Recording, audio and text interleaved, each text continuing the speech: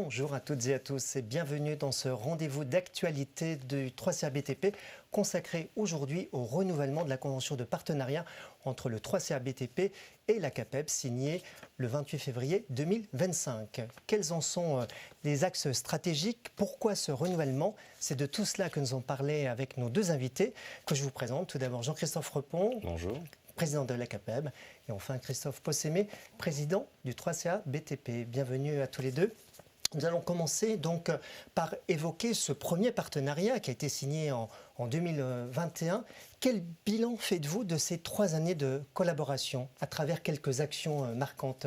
Tout d'abord, Christophe Possémé. Alors déjà, très fier que cette convention signée en 2022 entre le 3CA BTP et la CAPEB pour l'accompagnement des entreprises de la CAPEB et de l'ensemble des salariés de la CAPEB sur différents volets. Donc déjà les besoins en formation de demain, dans la cartographie des besoins.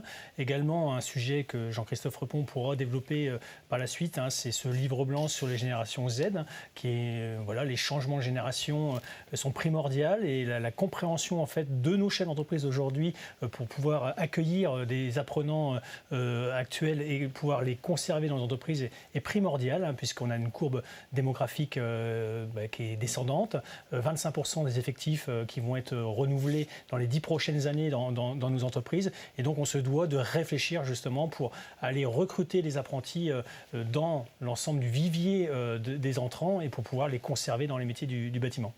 Jean-Christophe Repon, vous êtes satisfait de ce premier partenariat? Très satisfait. C'était un des premiers partenariats que l'on signait en tant qu'organisation patronale avec le 3CA BTP. On était un peu novateurs déjà dans ce sens-là. Et ce que disait Christophe sur la partie Génération Z, c'était un élément important pour nous de reconnecter deux mondes qui paraissaient éloignés de prime abord, entre l'artisanat avec la vision qu'on en a des fois un peu vieille et pas très moderne, alors qu'en fait on a tous les éléments qui nous permettent de faire matcher les ambitions de la génération Z avec les ambitions que l'on a dans la rénovation énergétique notamment et dans la rénovation totale. Oui, pour être clair, vous avez fait un guide, c'est ça, sur cette génération. On a fait un guide qui s'adressait autant aux jeunes qu'aux artisans. En fait, on a permis de regarder les tenants, les aboutissants de chacun, et on essayait de les rapprocher de mondes qui pouvaient paraître très éloignés au départ, je vous le disais, et qui en fait se retrouvent beaucoup de sens commun et beaucoup de dénominateurs qui nous permettent de pouvoir engager des travaux. C'est-à-dire que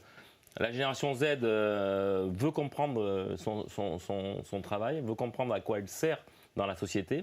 Et nous avons dans l'artisanat du bâtiment tout cet ADN qui permet de pouvoir répondre en ruralité, en proximité, sur des entreprises de petite taille, le côté sociétal pour les jeunes. Donc quand un jeune cherche à quoi il sert dans la société et s'il peut bien en vivre, bien évidemment, il peut se rapprocher du monde artisanal. Et pareil, quand on est artisan en activité, on doit s'appuyer sur la jeunesse et sur ces apprentis qui seront nos compétences de demain, mais aussi de futurs repreneurs ou de futurs créateurs d'entreprises. Oui, vous avez fait également un guide d'accueil dans les entreprises. C'était très concret, quoi. Comment on arrive à parler à ce jeune qui peut paraître des fois, je disais, très éloigné de quelques artisans d'un certain âge, qui n'est pas là juste pour obéir et accomplir des tâches. Il est là pour comprendre à quoi il sert, quelle est sa fonction dans l'entreprise, quel est son rôle dans la partie économique et dans la partie technique, et donc il vient pour apprendre, mais il vient aussi pour questionner, et donc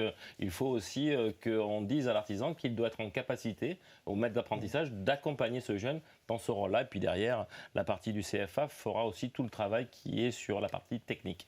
Et pendant ces 3 années, il y a eu aussi la promotion de l'excellence des métiers de l'artisanat à travers des manifestations, je pense au WorldSkill. Enfin voilà, il y a eu quand même beaucoup de choses qui ont été faites pour favoriser la formation professionnelle et l'apprentissage. Une dynamique de l'attractivité des métiers. On refaisait le bilan tout à l'heure lors de la signature sur ce qu'était l'artisanat et l'apprentissage et la relation qu'on avait il y a encore pas si longtemps, il y a une dizaine d'années, et le nombre d'apprentis actuellement dans les effectifs en France, on est à peu près à 105 000, avec une rentrée un peu plus délicate, mais qui vient surtout de l'activité économique. Mais on a besoin de convaincre le grand public, les familles, de dire que ces métiers-là sont des métiers d'avenir, ce sont des métiers prometteurs et ce sont des métiers qui donnent des perspectives. Le chantier que l'on a de la rénovation, du maintien à domicile, de la décarbonation il est à peu près gigantesque. Il nous faudra plus de 300 000 compétences pour pouvoir relever le défi. Donc ça veut dire que la jeunesse qui a envie de travailler, qui a envie d'avoir un rôle économique et social, il peut rejoindre le tissu de l'artisanat. Donc ce partenariat a été reconduit le 25 février 2025.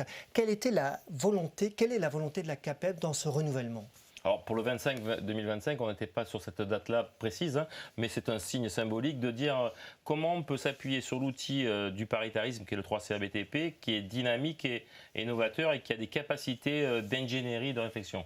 Nous, artisanat et nous, CAPEB, on va s'appuyer de plus en plus sur la partie Open Innovation, la partie WinLab du 3CA BTP qui va nous permettre de travailler sur l'IA, sur comment je simplifie mon quotidien d'entreprise, comment j'ai le bon outil adapté à la structure que je représente, etc.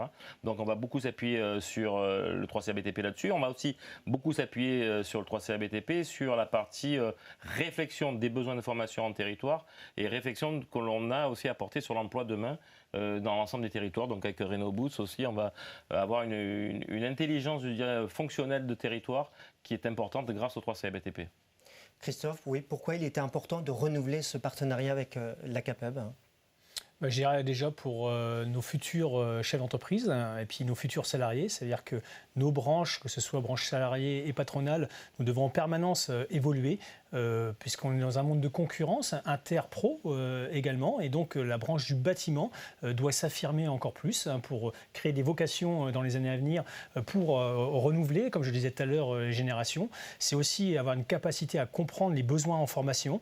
On en parlait tout à l'heure, on parlait de RenoBoost, mais c'est aussi avoir une définition de la cartographie des besoins d'emploi et compétences dans les années à venir pour pouvoir, vis-à-vis de l'éducation nationale qui a des diplômes, mais les diplômes ne sont plus forcément aboutis par rapport aux besoins et aux spécialisations que nous avons grâce à la RE 2020, la réglementation environnementale 2020, qui a modifié les codes et les systèmes constructifs en France, et ça va encore s'accentuer dans les années à venir avec des seuils de décarbonation qui grandissent, et du coup des nouveaux matériaux, des nouveaux matériels, donc des nouveaux modes opératoires aussi de faisabilité sur les chantiers. Et donc nous devons réfléchir aux formations de demain.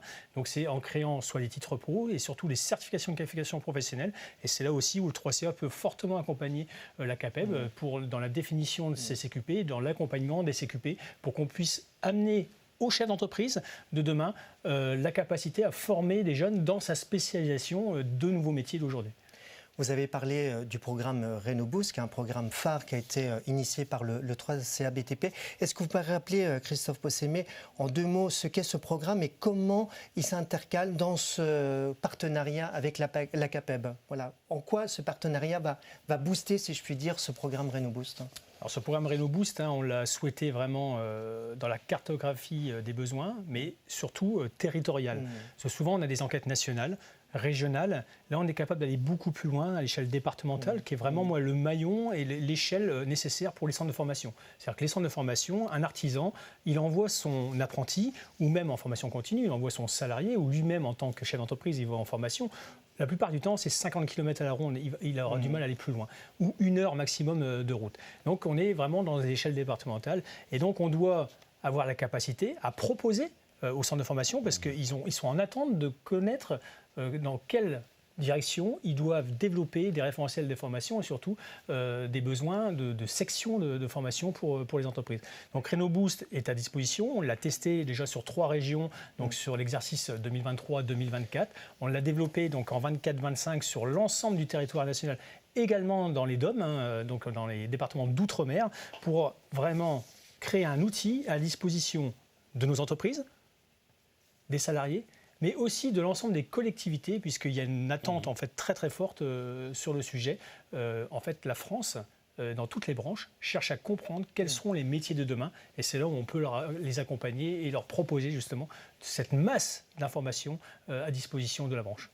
Oui, Jean-Christophe, pour vous, ça va être, pour les entreprises artisanales, ça va être un outil important, quoi. C'est un outil essentiel de pilotage de l'offre de formation en territoire. C'est-à-dire que on doit faire une promesse qui doit être tenue. Et souvent, on a eu des ouvertures ou des fermetures de sections par le passé sur des convictions personnelles de quelques élus ou de quelques directeurs ou de quelques entreprises. Et là, on aura les éléments qui vont nous dire la réalité de la promesse qu'on va faire aux jeunes.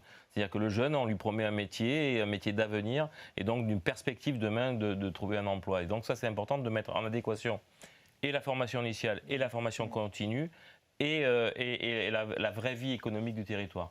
Nous, en TPE, en artisanat, on est en proximité vraiment, donc on est même en deçà souvent des 50 km, donc il nous faut l'offre de formation à proximité de qualité qui nous permet de maintenir le métier et de maintenir la partie économique. On a des métiers qui évoluent. Moi, je ne parlerai pas de nouveaux métiers, mais on a des métiers qui évoluent, qui s'adaptent aux normes et qui s'adaptent à la demande de la décarbonation notamment, mais aussi à l'accessibilité au maintien à domicile. Et il nous faut être le plus réactif pour coller à la demande et coller au marché. Donc c'est pour nous un élément essentiel de l'artisanat que de s'appuyer sur l'outil paritaire qui est le 3CA BTP, puisque c'est la volonté des partenaires sociaux d'être le plus en adéquation avec le monde économique réel. Alors rappelons que la CAPEB fait partie du conseil d'administration du 3CA BTP et que ce partenariat est l'expression même de l'identité paritaire du 3CA BTP, à savoir concourir au développement de la formation professionnelle, en particulier l'apprentissage, pour satisfaire l'intérêt général du secteur du BTP. C'est important de rappeler ça, Christophe. Moi, en tant que président du 3CA BTP, régulièrement, je rappelle que le 3CA BTP est un outil de la branche à disposition de la branche. Et ça, il faut tout le temps le marteler partout où on est.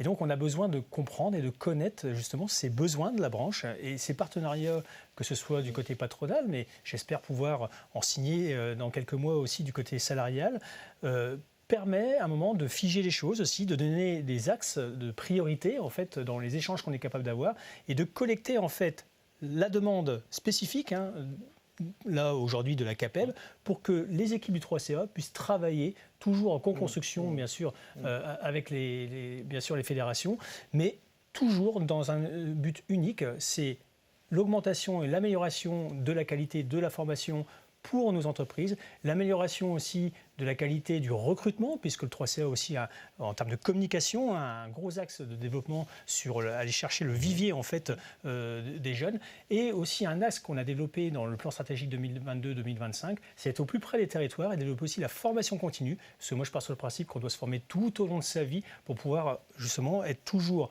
au niveau par rapport aux évolutions normatives, techniques, mais aussi managériales au quotidien. Oui, Jean-Christophe Repon, vous avez été vous-même président du 3CA BTP entre 2016 et 2019. Donc avec ce partenariat, on est au cœur même des missions du 3CA BTP, être au service des entreprises artisanales du bâtiment. Moi, je suis sincèrement très heureux que le 3CA BTP soit présent sur la place, soit encore en vie, puisqu'on avait prédit à un moment donné qu'il ne serait plus là, et qu'il ait un rôle essentiel. Et ça, c'est important. Il ne se substitue pas aux organisations patronales ou salariées, il fait autre chose au profit d'eux. Et ça, c'est très intéressant de voir cette capacité qu'a le 3CA BTP d'engager des programmes d'action, qu'ils soient, on le disait tout à l'heure, sur l'emploi et la formation en territoire, en formation initiale, mais aussi en formation continue, qu'ils suivent l'apprentissage au plus près des territoires, qu'ils suivent aussi l'apprentissage au niveau européen, puisque c'est aussi un élément essentiel, que quand on fait une promesse à un jeune d'une formation d'excellence, il peut aussi derrière partir avec Erasmus et partir sur l'Europe pour faire une autre expérience. Donc on a un outil paritaire et quand le dialogue social et le paritarisme marchent bien, mon Dieu que c'est beau avoir fonctionné, qui est à l'intérêt des entreprises et des salariés du secteur. Donc nous, CAPEB, on est très heureux de s'appuyer sur le 3CA BTP. Alors on va justement voir cette qualité de la formation professionnelle sur le terrain en regardant un reportage où on suit une entreprise, elle s'appelle BV2I en Indre-et-Loire, elle est spécialisée en plâtrerie, carrelage, éco-construction, maçonnerie et taille de pierre, et BV2I a très à cœur le développement de l'apprentissage. On y retrouve Florian Farou, conducteur de travaux. Il coordonne au quotidien 8 équipes et accompagne 5 apprentis dont Jason Cook, chef d'équipe. Nous regardons. Bonjour, je suis Florian Farou, je suis conducteur de travaux dans l'entreprise BV2I. Ça va faire 3 ans que je suis conducteur de travaux. Je suis dans l'entreprise depuis un peu plus de 5 ans. J'avais commencé chef d'équipe dans cette entreprise-là, puis j'ai évolué petit à petit. Et là, on est en direction du chantier de Jason. Jason est apprenti chez nous depuis septembre. Il a intégré l'entreprise en septembre. Il suit le parcours des formations des compagnons du devoir. Et là, il gère un chantier d'une modification d'ouverture en façade.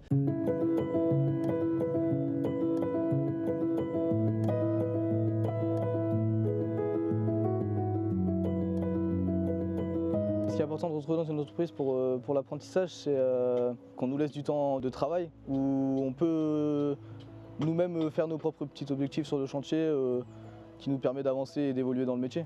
Après là, moi j'ai la chance avec BV2I du coup, de gérer mes propres chantiers, donc ça me permet d'avoir vraiment un niveau encore plus grand, donc c'est cool, quoi. Ce qui me motive dans la conduite de travaux, c'est gérer plusieurs équipes déjà. Après avoir en même temps de gérer du coup plusieurs équipes, gérer du coup plusieurs chantiers différents avec plus ou moins des grosses contraintes et toujours trouver des solutions, toujours être présent pour les ouvriers et être là pour eux, c'est ce qui me motive. Pour tous les apprentis, que ce soit Jason ou les autres apprentis de l'entreprise ou même ailleurs, notre but est vraiment de leur apporter ce qu'ils ont besoin pour leur formation. Dans le cadre de Jason, il va sur un poste de chef d'équipe, chef de chantier, donc il faut qu'on lui apporte tout ce qu'il a besoin pour pouvoir organiser correctement un chantier. La technique, il est en train de l'acquérir pour la maçonnerie proprement dit, mais justement il faut qu'on lui apporte un peu plus les techniques qu'il peut y avoir pour pouvoir réaliser à bien un ouvrage. En fin de compte, on a un poste sur le fait de refaire ces finitions-là propres une fois que tu auras coulé ton béton. Okay. Ta feuillure ici, ça va peut-être pas forcément nickel, elle va peut-être pas forcément sortir pile poil au moment du décoffrage par rapport à ton coffrage. Et surtout si on fait le coffrage de chevron comme on avait dit. Ouais. Jason est vraiment le chef d'équipe, c'est lui qui gère le chantier en lui-même. Moi je vais lui apporter des réponses telles que le plan de pose du menuisier, savoir quel détail il va avoir besoin et lui effectue vraiment l'ouvrage sur site. Pour tous les apprentis, que ce soit Jason ou les autres apprentis de l'entreprise ou même ailleurs, notre but est vraiment de leur apporter ce qu'ils ont besoin pour leur formation. C'est grâce à l'apprentissage que l'on peut évoluer et après c'est propre à chacun, il faut vouloir évoluer et aller chercher les compétences.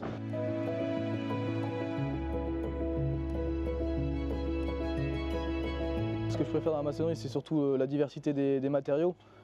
Du coup aussi la diversité des chantiers parce que rien n'est pareil, alors que si on prend notre métier, les chantiers ne seront pas pareils mais les matériaux seront plus ou moins les mêmes et là en maçonnerie c'est ce qui est cool, c'est que c'est vraiment jamais la même chose, c'est tellement divers et varié et d'une région à une autre, ça peut tellement tout changer que c'est ce qui me plaît dans ce métier, quoi.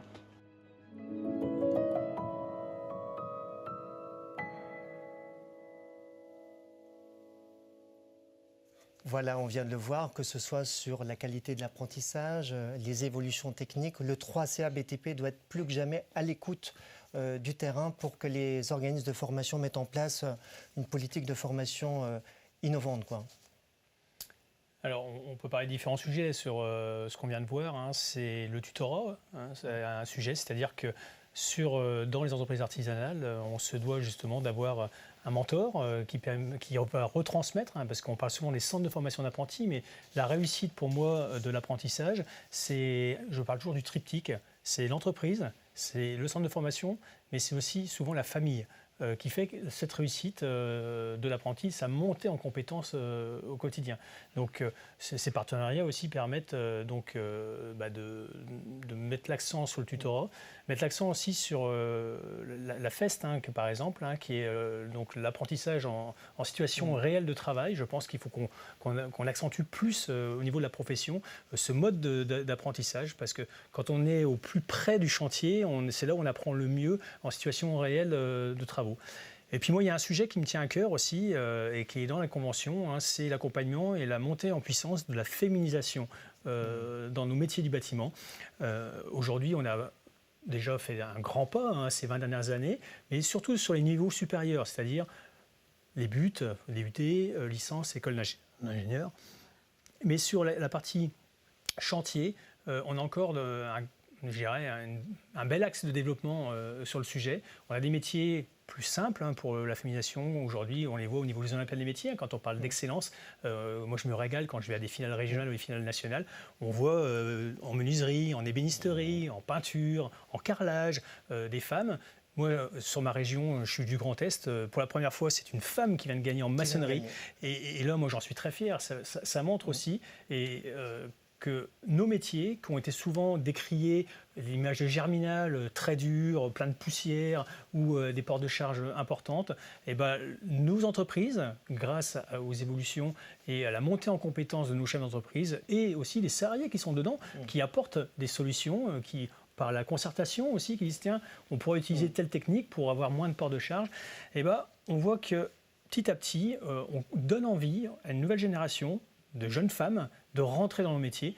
Et moi, je suis très content. J'espère que 25% d'entrants dans les écoles d'ingénieurs aujourd'hui, en termes de jeunes femmes, j'espère qu'on arrivera aussi à 25% d'entrantes dans l'apprentissage CAP, BP, Bac Pro dans les 15 années à suivre. Et c'est là où, bien sûr, la profession dans sa globalité, mais le 3CA en termes de communication, nous pouvons être le moteur du sujet en co-accompagnement avec les branches professionnelles.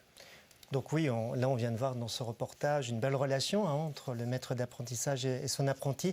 Là, le 3CA peut beaucoup justement dans cette qualité de l'apprentissage, dans la sensibilisation des entreprises artisanales à l'accueil des apprentis, la féminisation, mais aussi le 3CA, c'est l'internationalisation des compétences avec l'Erasmus. Donc il y a beaucoup de choses. Donc tout ça, ça peut être que bien pour les entreprises artisanales, cette richesse. Il nous semble que les défis qu'on a relevés, on le disait tout à l'heure, sur la pyramide des âges et sur la capacité qu'on aura à avoir de nouvelles compétences, ça se fera par la féminisation. C'est incontournable. Si on n'a pas pris conscience de cela, et c'est à nous de travailler pour que ces métiers soient physiquement moins usants et également plus attractifs. Donc là, on voit bien que dans l'ensemble des métiers qu'on a donné à voir, le jeune le disait, c'est que son métier se réinvente tous les jours. Donc ça veut dire qu'on a un métier qui est passionnant et qui est réinventé, qui est de plus en plus mécanisé, qui est de moins en moins usant et qui permet de pouvoir avoir un rôle sociétal assez important.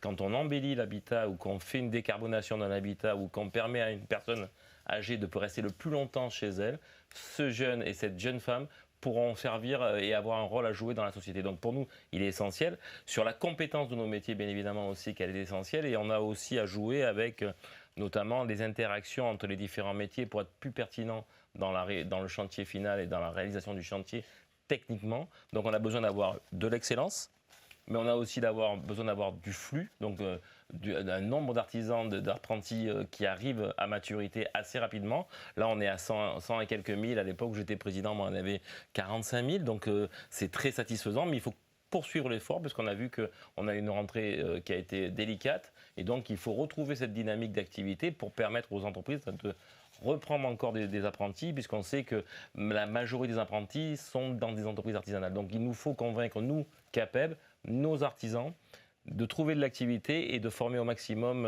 les apprentis, être tuteurs, avoir cette relation du triptyque est très important, cette relation entre le CFA et le carnet de liaison, je dirais, à l'ancienne, mais notre dématérialisé qu'on avait voté il y a 4-5 ans, et capacité de dire voilà tout ce qui est fait sur le chantier, ce qui est fait en atelier, pour pouvoir continuer à porter le dossier.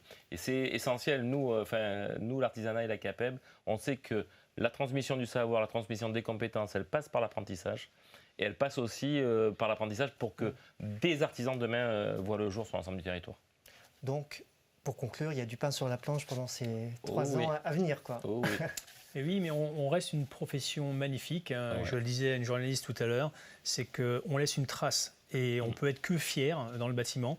C'est que les hommes et les femmes qui construisent au quotidien, qui participent à la construction d'un édifice, que ce soit la restauration d'une église, la construction d'un collège, ils laissent une trace visible pour leurs enfants. Et ils sont fiers de dire à leurs enfants, quand ils se promènent, papa, maman, il a participé à la construction de cet édifice, et on fait des belles réalisations, il faut encore plus les mettre en avant pour donner encore plus envie aux nouvelles générations de venir dans nos métiers. Et dans le territoire, en proximité, c'est ça qui est essentiel, de pouvoir vivre bien, correctement de sa compétence, en indépendance, en autonomie, dans un périmètre que l'on connaît bien. C'est souvent ce que veut la génération Z.